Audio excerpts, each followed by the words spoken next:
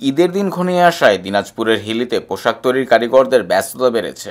কাজের চাপে দিনরাত সমানে কাজ করছেন কারিগররা, যেন দম ফেলার ফুরসত নেই। পছন্দের পোশাক বানিয়ে নিতে টেলার্সগুলোতে ভিড় করছেন গ্রাহকরা। বাড়তি কাজের চাপে অর্ডার নেওয়া বন্ধের কথা জানিয়েছেন টেলার্স মালিকরা। আর কিছুদিন পরেই মুসলমানদের সবচেয়ে বড় ধর্মীয় উৎসব পবিত্র ঈদ উল ফিতর। তৈরি পোশাক শরীরে ফিটিং না হয় পছন্দের পোশাক বানিয়ে নিতে টেলার্সগুলোতে ভিড় করছেন গ্রাহকরা। ঈদের আগে অর্ডার নিতে চান না টেলার্সগুলো, তাছাড়া কাজের চাপে ভুলও হয়, তাই আগে ভাগেই কাপড় নিয়ে টেলার্সগুলো ভিড় করছেন তারা। বিভিন্ন টেলার্সে প্রথম রোজার পর থেকেই ভিড় লক্ষ্য করা গেছে। পুরুষরা তাদের পছন্দ মতো ডিজাইনের পাঞ্জাবি, শার্ট, প্যান্ট বানাতে দিচ্ছেন। অপরদিকে নারীরাও বানাতে দিচ্ছেন বিভিন্ন ডিজাইনের 3 পিস, সালোয়ার কামিজ। কেউ কেউ বিভিন্ন ডিজাইনের বোরখা বানাতে দিচ্ছেন ঈদকে ঘিরে। কাজের চাপ বাড়ায় দর্জি পাড়ার কারিগররা ব্যস্ত সময় পার করছেন। দিনরাত সেলাই মেশিনের শব্দে চারদিক মুখরিত হয়ে আছে, যেন দম ফেলার সময় পাচ্ছেন না দর্জি কারিগররা।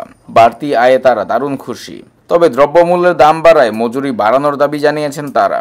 পাঞ্জাবি সেলাই 400 টাকা, প্যান্ট 400, শার্ট 300 টাকা, 3 পিস ও বোরখা 350 থেকে 500 টাকা নিচ্ছেন। আমাদের তো যেগুলো ওখানে পাঞ্জাবি বানাই সেগুলো তো আমাদের গায়ে ফিট হয় না।